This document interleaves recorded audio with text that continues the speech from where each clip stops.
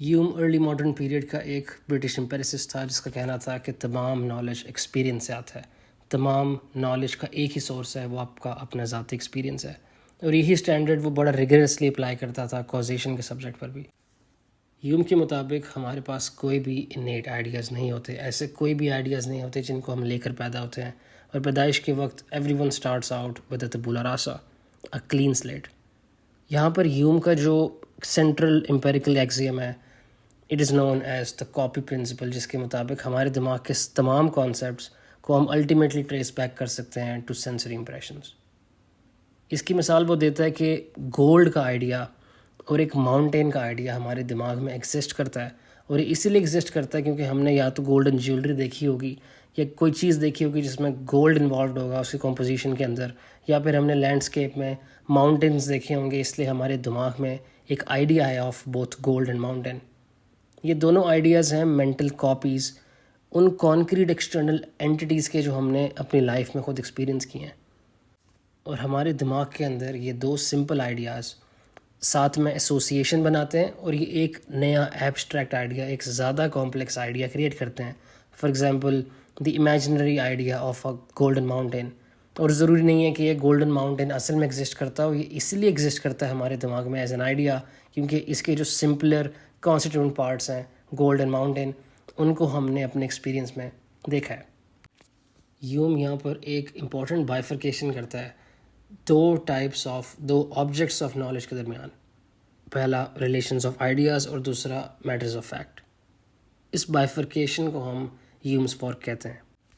जो पहली काइंड है उसको आप रिलेशंस ऑफ आइडियाज़ कह सकते हो, उसको रैशनल कह सकते हो, या उसको फैक्ट्स बेस्ड ऑन आइडियाज़ कह सकते हो।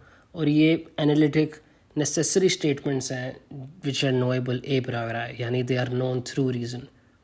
इसकी मिसाल आप ले सकते हो different algebraic truths like 1+2 will always equal 3। और यूक्लिडियन ज्योमेट्री में से भी आप कुछ एक्सियम्स की मिसाल ले सकते हो, जैसे the square of the hypotenuse is equal to the sum of the squares of the other two sides of a triangle. या फिर आप क्लासिकल लॉजिक में से भी कुछ ट्रुथ्स को आइडेंटिफाई करके एज एन एग्जांपल ले सकते हो, जैसे it is either true that x or not x, यानी either it is true, either statement is true or it is not true.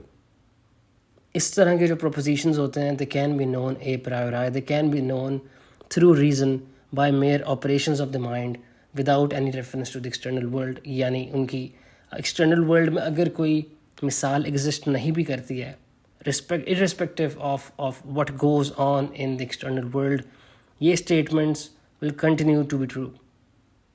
ये relations of ideas जो हैं ये necessarily true होते हैं no matter how the world turns out. इनका denial हमेशा end up करता है in a contradiction, क्योंकि जैसे पहली मिसाल दी थी of different mathematical truths, it is impossible for 1+2 not to equal 3. दूसरी काइंड है जिसको आप मैटर्स ऑफ फैक्ट कह सकते हो, या एम्पेरिकल कह सकते हो, या फैक्ट्स बेस्ड ऑन एक्सपीरियंस कह सकते हो।